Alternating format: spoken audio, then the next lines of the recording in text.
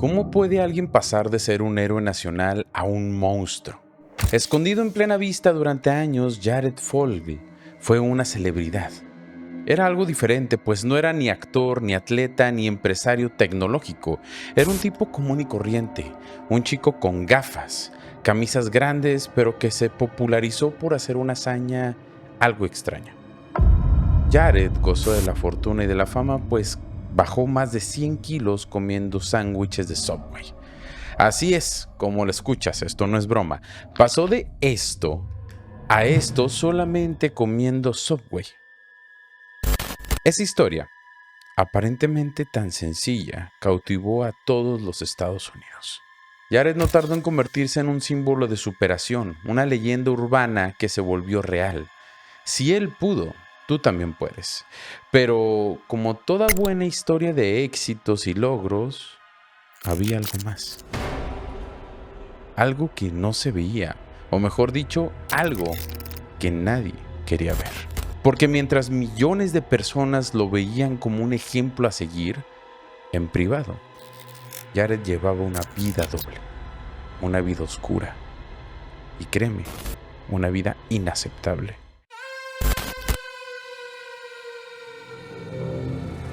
Y aquí es donde empieza lo perturbador, porque no estamos hablando de un error, ni de una caída. Hablamos de años de manipulación, años de abusos a víctimas menores de edad. Y con ello años de secretos ocultos detrás de una sonrisa muy bien ensayada. Una sonrisa de un demonio disfrazado en la máscara de un hombre estándar de la comunidad norteamericana. Y la pregunta es completamente inevitable. ¿Cómo alguien como Jared llegó hasta ahí? ¿Cómo llegó a estar tan cerca de niños durante años? Amigas, amigos perturbados, mi nombre es Manu. Ustedes saben, soy médico, amante del true crime y lo apasionado por el comportamiento humano. Hoy vamos a hablar de un caso que merece ser recordado. Vamos a adentrarnos en la vida de un hombre que logró lo imposible y también logró todo lo enfermizo de la humanidad. Vamos a ver qué le tiene que pasar a una persona con éxito y fama para echar todo a perder por sus deseos más carnales. Escucha esta historia de Jared Fogle, el hombre que inspiró a millones con su cambio físico. No es sencilla, pues él fue visto por cientos de escuelas y por cientos de niños hablando sobre salud, sobre motivación, mientras en silencio construía una red de abusos y de perversión. El hombre que vendía esperanza a todos aquellos marginados escondía en realidad un infierno. Era un ídolo nacional que había sido un monstruo todo el tiempo, pero que a veces no sabemos si los monstruos se esconden debajo de la cama. Muchas veces solo basta con mirar a un cartel publicitario. Amigos, el día de hoy les voy a contar la historia de Jared Fogle, el hombre Subway. Jared Fogle, who we all know as the Subway Guy. None other than Jared the Subway Guy. Jared the Subway Guy. Jared Fogle. Jared Fogle. He paid to have sex with things that he knew were kids. Jared Fogle was sentenced to over 15 years in prison.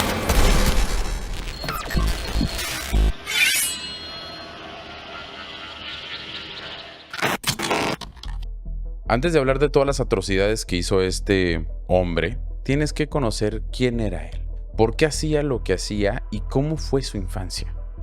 Antes de que Jared Fogle se convirtiera en el hombre Subway, hubo una historia mucho más silenciosa. Una historia que no se grabó en anuncios ni tampoco se compartió en conferencias escolares. Una historia que comenzó décadas antes, entre las sombras del aislamiento infantil y la presión por encajar. Jared nació el 23 de agosto de 1977 en Indianápolis, Indiana. Creció en una familia de clase media judía. Su padre era un médico respetado, meticuloso y hasta cierto punto exigente. Y por el otro lado, su madre era una profesora de primaria. Una mujer muy cariñosa, pero que también estaba profundamente orientada hacia el logro. Jared desde pequeño fue descrito como un chico inteligente, introspectivo y sobre todo con sobrepeso. Sus compañeros lo apodaban el gordo raro. El chico no podía participar en deportes porque en todos los que trataba de encajar siempre era relegado. Jared no tenía amigos, pero sí tenía una relación muy intensa con la comida. Comer era su refugio, era su escape. Un estudio publicado en Appetit, conducido por la psicóloga Rachel Salk y sus colegas de la Universidad de Michigan, sugiere que los niños con altos niveles de vergüenza corporal y ansiedad social tienden a desarrollar patrones de alimentación emocional. Desde temprana edad, estos comportamientos, en lugar de responder a señales biológicas de hambre, buscan en realidad calmar emociones negativas como la tristeza, la soledad o el rechazo. En el caso de Jared, la comida era su único refugio, no solo por placer, sino como un mecanismo de defensa emocional ante la exclusión de la sociedad. Para Jared, comer no era solamente masticar, era invisibilizarse, era sentirse a salvo. Y a medida que él crecía, también lo hacía su cuerpo y también su aislamiento. A los 16 años aproximadamente, el chico ya pesaba más de 140 kilos. Y aunque sus notas eran muy buenas, su autoestima estaba hecha pedazos. Y algo muy curioso es un reporte de la doctora Jean Tenglen, psicóloga y autora del libro Generation Me, la marginación infantil. Sostenía esta mujer que puede dejar heridas emocionales profundas cuando los seres humanos no sanamos aquellas cosas que nos dañaron en la niñez. En entrevistas posteriores, excompañeros de Jared recordaron que solía caminar solo en los recreos, a menudo comiendo mientras evitaba la mirada de los demás. Uno de ellos mencionó, era como si no quisiera ser visto y al mismo tiempo como si no pudiera evitar llamar la atención. Esta contradicción de querer desaparecer pero necesitar la validación es una trampa psicológica. Y es muy común en niños que sufren aislamiento prolongado. La alimentación compulsiva en este contexto no era solo un hábito, era una forma de consuelo emocional. Era un sustituto de la conexión humana. Los años pasaron y Jared no sumó más que un par de amistades. Siempre era visto como el gordito al que nadie quería frecuentar, hasta que llegó a la universidad. La Universidad de Indiana fue su primer gran cambio. Pero no porque hubiera cambiado él, sino porque por primera vez nadie lo conocía. Jared tenía el poder ahora de reinventarse y ahí, en ese anonimato, comenzó una transformación radical. En el año de 1998, con apenas 21 años, Jared decidió algo que muchos tomarían como una locura. Comería exclusivamente un Subway 2 veces al día. Un sándwich de 15 centímetros en la mañana y uno de 30 centímetros por la tarde. Todos los días, nada más así. En menos de un año, Jared perdió más de 100 kilos. No hizo ejercicio, no fue con un nutricionista, solo caminaba y comía Subway. Según él mismo contó en varias entrevistas que esta idea surgió de manera casi accidental. Vivía justo encima de un local de Subway y al revisar la información nutricional que se le ofrecía en los folletos de la tienda, se dio cuenta de que si seleccionaba con cuidado, podía mantener su ingesta calórica bajo control. Y así nació lo que los medios llamaron o llamarían la dieta Subway. Desde el punto de vista nutricional, su método carecía de balance completamente. Sí, era bajo en calorías, pero también deficiente en nutrientes esenciales. Sin embargo, lo que realmente sorprendía era su constancia. Esta dieta fue su primer acto público de disciplina y de control. Un contraste absoluto con la falta de control emocional que había marcado su infancia y adolescencia. Ese fue el inicio de todo. Fue el inicio de su fama, de su ascenso, de su leyenda, pero también, sin que nadie lo supiera aún, de su desviación. Porque esa transformación física trajo algo más que salud, trajo atención y con ella trajo poder. Y aquí vale la pena hacer una pausa, amigos, porque muchos estudios han demostrado que aquellos que fueron severamente marginados durante la infancia, ya sea por su sobrepeso o bajo peso, por su apariencia o la personalidad, al alcanzar el reconocimiento social en la adultez, pueden desarrollar un patrón narcisista o incluso antisocial si no hay una base emocional estable que lo sostenga. Según la psicóloga clínica, la doctora Ramani Duvarsaula, el narcisismo puede surgir como una armadura ante el trauma temprano del rechazo. Y si esta armadura se refuerza con fama, el resultado puede ser completamente peligroso. Un ejemplo claro de esto lo vemos en Jared, porque mientras el mundo celebra su cambio externo, nadie miró hacia adentro de él. Nadie preguntó qué pasaba. ¿Qué pasaba con el niño que durante años se sintió invisible? Y ese niño no desapareció, solamente aprendió a sonreír mejor para las cámaras.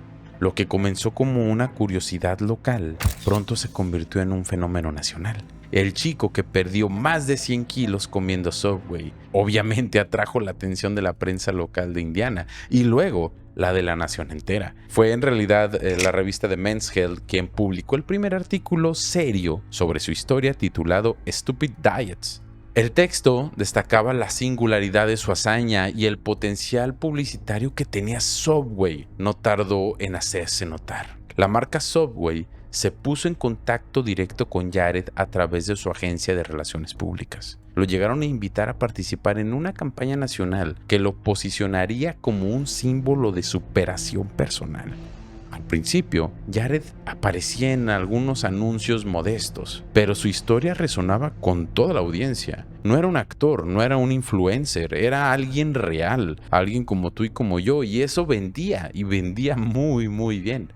Subway lo contrató como portavoz oficial y le asignó tareas que iban desde grabar comerciales hasta visitar escuelas, asistir a conferencias de salud y viajar por todos los Estados Unidos promoviendo hábitos alimenticios saludables. Lo inquietante es que muchas de estas actividades involucraban interacciones directas con menores.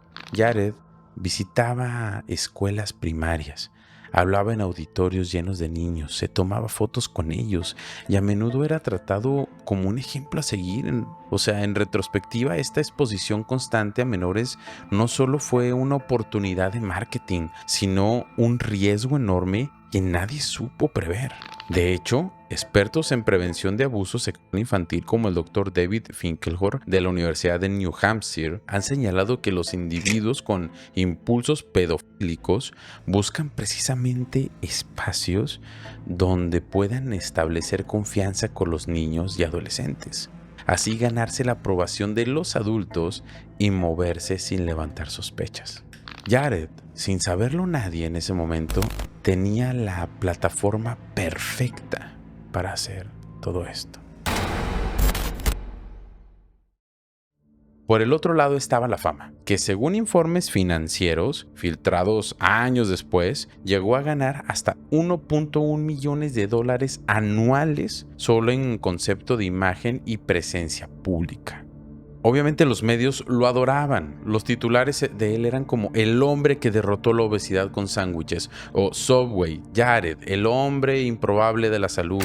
Este hombre llenaba revistas, periódicos, era invitado recurrente de programas como The Today Show, Oprah o Larry King Live. Su rostro se convirtió en sinónimo de Subway, pero también, sin que nadie lo supiera aún, en la máscara perfecta para ocultar sus impulsos mucho más oscuros. Jared pasó de ser un estudiante universitario a figura pública en cuestión de meses. Su historia era simple, inspiradora, rentable, pero algo más estaba ocurriendo. Por primera vez en su vida, Jared era admitido, buscado, escuchado. Cada visita a una escuela, cada firma de un autógrafo, cada aplauso era una dosis de validación que no había tenido en su infancia. Y aquí la psicóloga Elinor Grenberg, experta en trastorno de personalidad, explica que las personas con antecedentes de marginación severa pueden desarrollar una dependencia intensa hacia la atención externa, generando lo que ella denomina el hambre narcisista crónica. Jared no solo era famoso, estaba siendo alimentado emocionalmente por primera vez. Y eso, con el tiempo, se convertiría en una necesidad insaciable. Durante más de una década, Jared fue la imagen del éxito saludable, pero bajo esa fachada se escondía el secreto más brutal. Antes del colapso, Jared vivía una vida aparentemente normal, estable. Se había casado en el 2010 con Caitlin McLaughlin y juntos tuvieron 2 hijos. Vivían en una casa suburbana de Simmonsville, Indiana, valorada en más de $1.4 millones que Jared había comprado tras años de éxito de Subway. Mantenía relaciones cercanas con algunos socios de negocios, asesores de imagen y especialmente con Russell Taylor, a quien nombró director ejecutivo de su fundación para combatir la obesidad infantil. Pero antes de que todo se hiciera público, hubo una voz solitaria que gritó a la oscuridad y nadie la escuchó. Su nombre, Rochelle Herman Walron, periodista de radio, conoció a Jared Falk en el marco de una entrevista aparentemente inofensiva. Sin embargo, ese encuentro inicial se transformó en algo más fuerte. Jared, con una clásica fachada de tipo afable y preocupado por la salud pública, supo cómo llegar a seducir a esta mujer. Emocionalmente tuvieron una relación extraconyugal durante varios meses, donde él se mostraba como lo que siempre aparentaba ser, un hombre encantador, atento y carismático. A ojos de cualquiera era una historia romántica común y corriente, una historia de adulterio. Pero algo no cuadraba. Rochelle empezó a notar que Jared viajaba con frecuencia a países como Tailandia, Colombia o Filipinas. Cuando le preguntaba al respecto, él esquivaba las respuestas o hacía bromas extrañas sobre playas privadas y aventuras exóticas. Eso fue lo primero que hizo que la periodista comenzara a sospechar un poco. Esto levantó el típico instinto periodístico en Rochelle. Ella conocía la agenda de Jared porque él siempre le compartía lo que hacía y por ende ella sabía que algo malo estaba pasando con él. Sabía que él estaba metido en algo muy turbio. Así es que planeó ganarse su confianza para llegar a recibir una confesión sobre lo que estaba haciendo en esos países. Tráfico de armas, drogas, todo pasó por su cabeza, menos la asquerosidad que en realidad estaba pasando.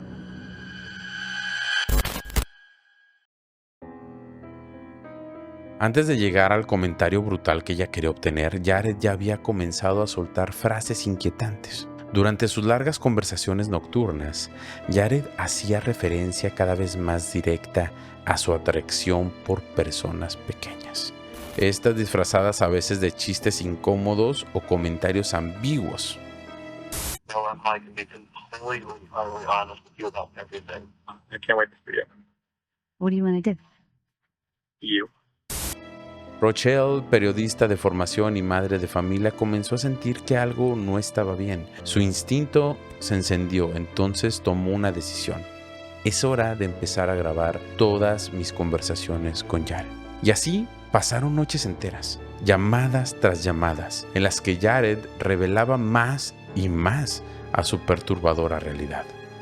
Sus peores sospechas se confirmaron una tarde, en la que Jared, ya confiado, hizo un comentario brutal. Le preguntó sin titubeos si estaría dispuesta a permitirle tener relaciones con sus propios hijos. Pero eso no fue todo. Como una prueba de confianza, Jared le pidió que le contara exactamente cómo planeaba preparar a los niños para esta situación. Quería escuchar cómo ella se involucraría. Quería que le describiera paso a paso cómo ella ganaría su confianza, cómo los llevaría a la cama, cómo los desnudaría. Y luego le dijo algo que llegó a helar su sangre. ¿Sabes qué es lo mejor de los niños? Que no te juzgan. todo lo que haces lo sienten como amor.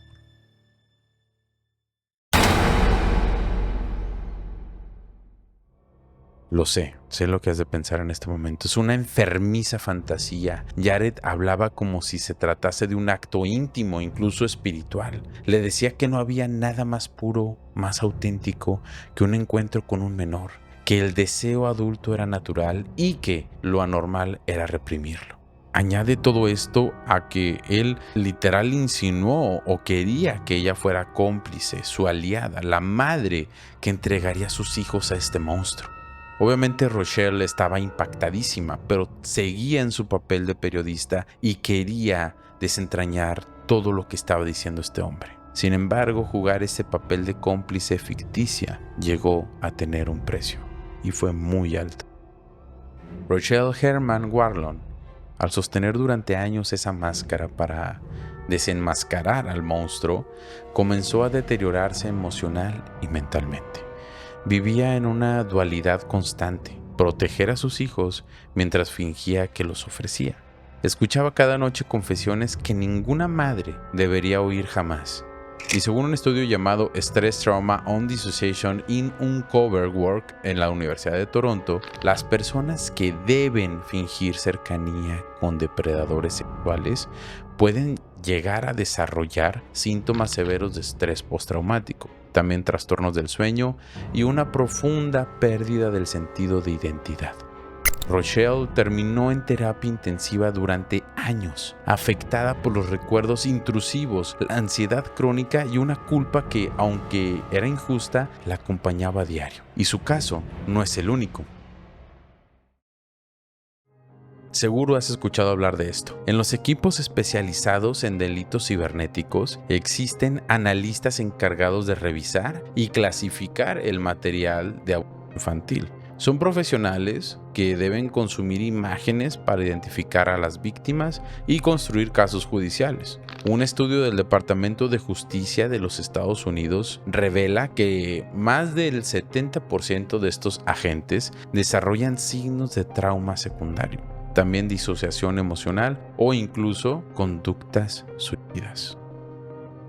Imagínate la exposición prolongada a este tipo de material. O sea, no solamente destruye la imagen que tienes del mundo, sino que también destruye a la persona en sí. Uno de los grupos más afectados por este tipo de criminales son los analistas forenses, los analistas digitales, los detectives y los miembros de las unidades contra la explotación infantil. Estas personas tienen una labor infernal: revisar cada imagen, cada video y clasificarlos como evidencia legal. Y en muchos de estos casos deben identificar todos los patrones, inclusive encontrar datos en las fotos para identificar dónde están esas personas. Muchas veces, y lo más triste es que estas personas no reciben el tratamiento emocional que deberían de tener, ni el reconocimiento público, pues son héroes a final de cuentas. Muchos de ellos deben de alternar sus turnos con sesiones obligatorias de terapia y otros terminan sus carreras antes de tiempo. Algunos jamás vuelven a hablar de lo que vieron y, sin embargo, su trabajo es esencial para que monstruos como Jared Falk sean finalmente condenados.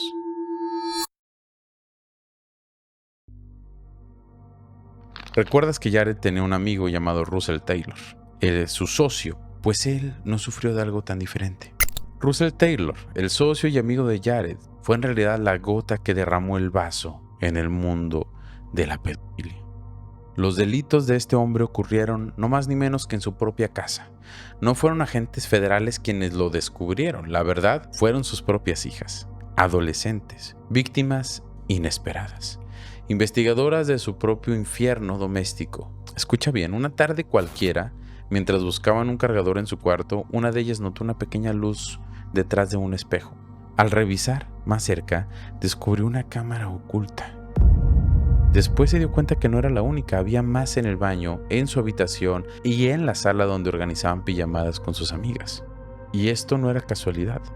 Las cámaras estaban ubicadas estratégicamente para capturar a las niñas y a sus invitadas en sus momentos más íntimos.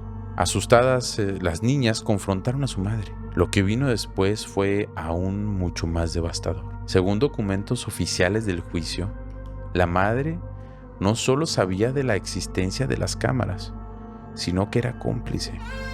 En sus mensajes con Russell se leía cómo ella quería complacerlo, cómo le hablaba del cuerpo de sus hijas, cómo organizaba pijamadas a propósito para que él pudiera espiarlas mientras se cambiaban de ropa. Le decía que lo amaba, que haría lo que fuera por mantenerlo feliz, incluso hacerle daño a sus propias hijas. Ese nivel de perversión y sometimiento psicológico han sido estudiados en múltiples ocasiones. Es muy común. Según un análisis publicado en el Journal of Child Sexual Abuse, en relaciones marcadas por la dominación psicosexual, algunas parejas terminan interiorizando el deseo del agresor como una forma de afecto. Es decir, no solo justifican el abuso, sino que participan activamente como muestra de lealtad emocional.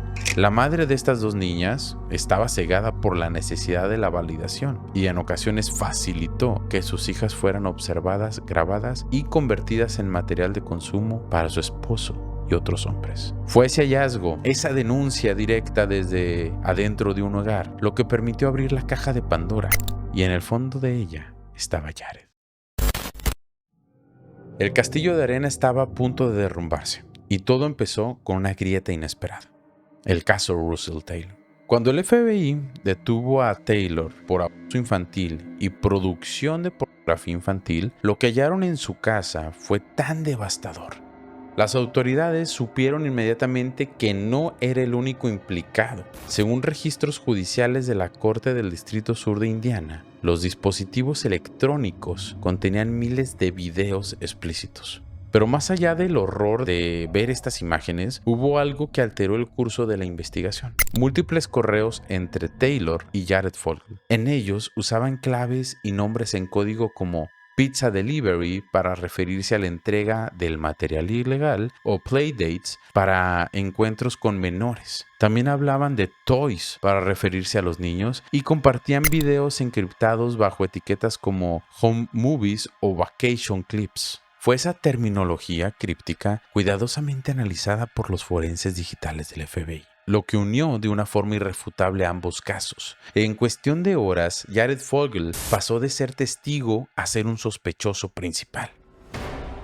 El 7 de julio del 2015, el FBI ejecutó una orden de allanamiento en la lujosa casa de Jared, en Zionsville, Indiana.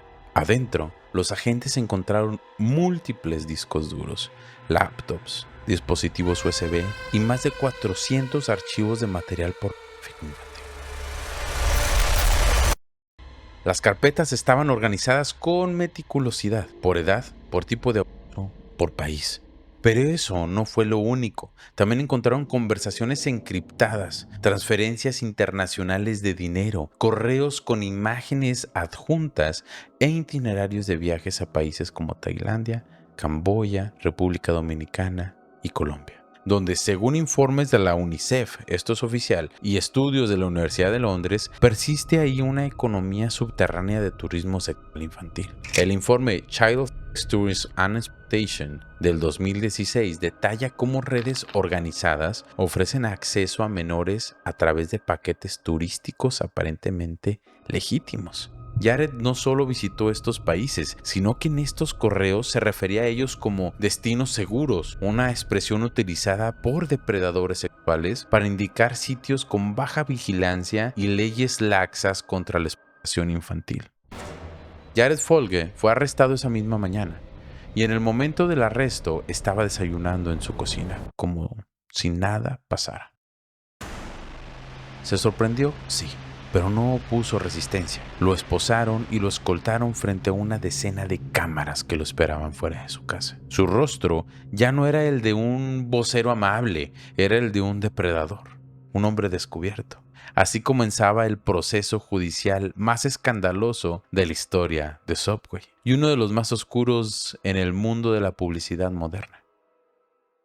El 19 de agosto del 2015, Jared Fogle compareció ante la Corte Federal. Lo hizo con un acuerdo de culpabilidad ya negociado. Sabía que no tenía salida. El acuerdo incluía 2 cargos: distribución y recepción de pornografía infantil y el viaje con intención de tener relaciones sexuales ilícitas con menores. Durante este juicio, la fiscalía presentó pruebas escalofriantes. grabaciones, conversaciones, fotografías, testimonios y más.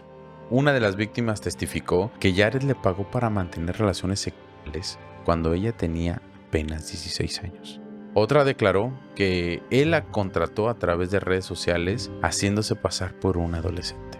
Pero lo más perturbador fue el testimonio de Rachel Herman. Ella reprodujo fragmentos de las conversaciones grabadas donde Jared detallaba sus deseos de abusar de niños y cómo la animaba a unirse a sus propios hijos. El juez, completamente disgustado y visiblemente afectado, declaró que el daño causado por Fogel no era solamente a sus víctimas, sino a una sociedad entera. Según un estudio publicado en The Journal of Forensic Psychiatry and Psychology, este tipo de criminales con conductas narcisistas y estructura antisocial tienden a minimizar el daño que causan, escudándose en racionalizaciones patológicas para justificar sus actos. Jared fue condenado a 15 años y 8 meses de prisión federal, con obligación de cumplir el 85% de la sentencia. Además, se le impuso una multa de $175,000 y la restitución de 14 víctimas por daños psicológicos y emocionales. En la sala, Jared lloró, pero nadie más volvería a hacerlo por él. El psiquiatra forense, el Dr. William Burnett de la Universidad de Vanderbilt, testificó como perito externo en la conducta sexual desviada de este hombre. Su análisis del caso de Fogel señaló la coexistencia de narcisismo patológico con impulsos pedofílicos y la existencia de una disonancia moral que le permitió construir una doble vida pública, sin signos visibles de alguna culpabilidad. Hoy en día, Jared Fogel cumple una condena en una prisión federal de baja seguridad en Inglewood, Colorado. Aunque se ha mantenido alejado de entrevistas, informes del 2022 señalan que ha intentado mantener una rutina de ejercicio, leer libros de autoayuda y trabajar en la cocina del penal.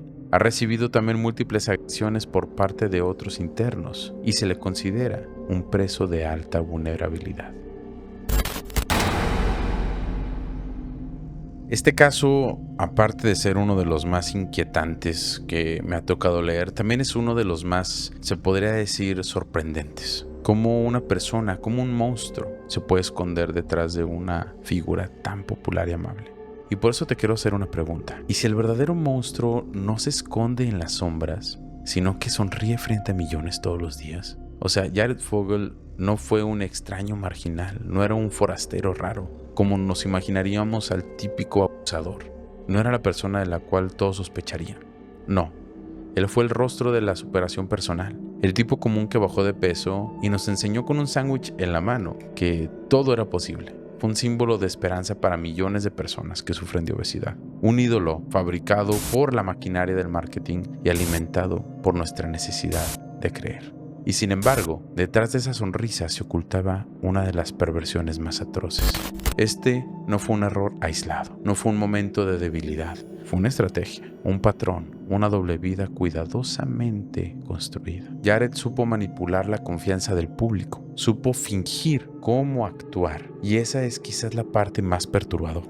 No parecía tener remordimiento alguno. Psicólogos forenses como el Dr. Michael Stone, en su escala de maldad, sitúan a depredadores como Fogel en un punto muy alto del espectro narcisista sin empatía. Estas personas que disfrutan del daño sin perder el carisma público. Y la ciencia en realidad lo respalda. Estudios como el de Journal Forensic Science demuestran que los individuos con trastorno narcisista de la personalidad, combinado con rasgos antisociales, son especialmente hábiles para manipular y ocultar sus crímenes durante años. Nos fallaron las instituciones, le fallaron sus jefes, le falló el sistema que lo encubrió sin hacer las preguntas correctas, pero sobre todo, fallamos siempre nosotros al no mirar más allá de la imagen de otros.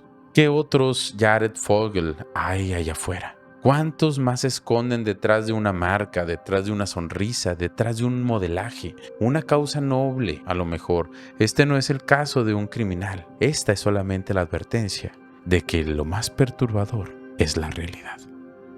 Amigos, amigas perturbados, les agradezco mucho por haber estado en el capítulo de hoy. Espero les haya gustado muchísimo. Acuérdense de ponerme aquí abajo en la cajita de comentarios cuál otro caso quieren del que platiquemos. Este ya me lo habían pedido 2 veces, es por eso que lo tomamos ahí en cuenta. Entonces, leemos todos sus comentarios, pónganos aquí abajo. Acuérdense de compartir este episodio, acuérdense de dejar su like, es súper importante, y de suscribirse, así apoyan muchísimo este proyecto. Amigos, amigas, también para decirles que estamos en Spotify y en TikTok. En Spotify estamos subiendo todo sin censura, así es que si ya lo escuchaste, ve a verlo también allá. Amigos, amigas, mi nombre es Manu, nos vemos en el siguiente Perturbados.